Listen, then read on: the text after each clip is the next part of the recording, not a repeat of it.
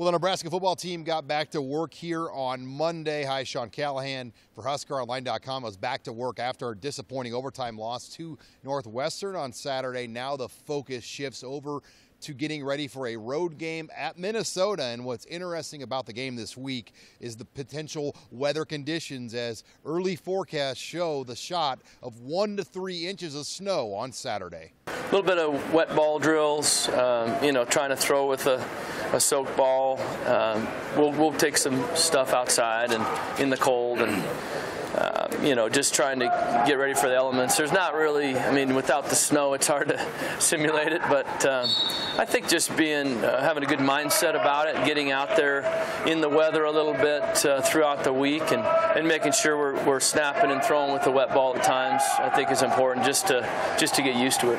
I haven't coached in a ton of snow games, quite a few rainy games, being in the Northwest for a while, but not much snow. But yeah, you want to make sure they're ready with the wet balls, and you want to make sure that they're ready to be able to handle the inclement weather. So you talk about it a little bit and make sure they're ready.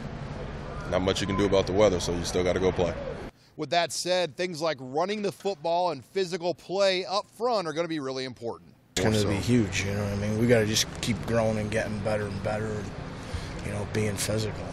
And a week ago, Michigan, who runs a pro-style offense, kind of similar to Nebraska's, laid down a pretty good blueprint of how to attack this Gopher defense. They got into some big formation, big people formations, and really stuck with it. The thing that really skewed their numbers, I thought, was the big explosive runs. I think they had 3 or 4 big runs. 60, 70 yarders, something like that. It seemed like they were coming out of piles all over the place and big hits in the run game. So they did a nice job of covering them up. They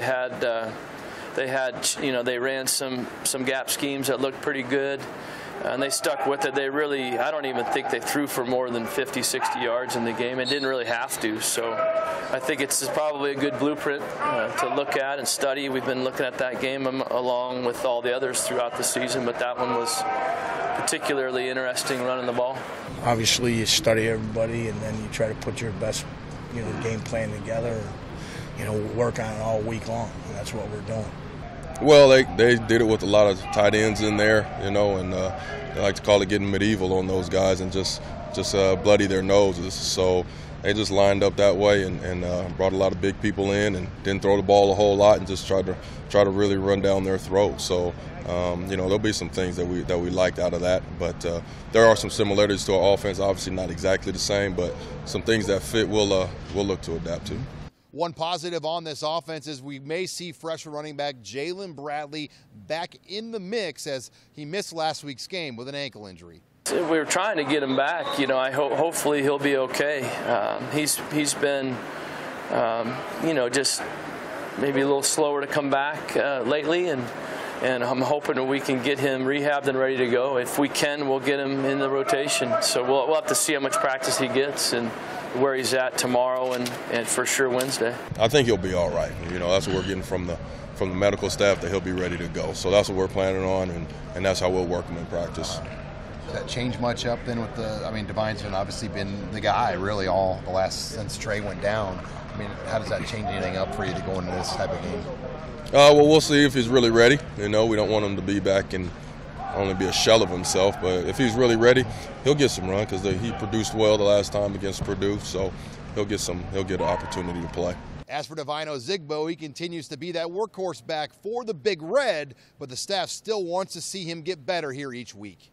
I like Divine, and we've talked.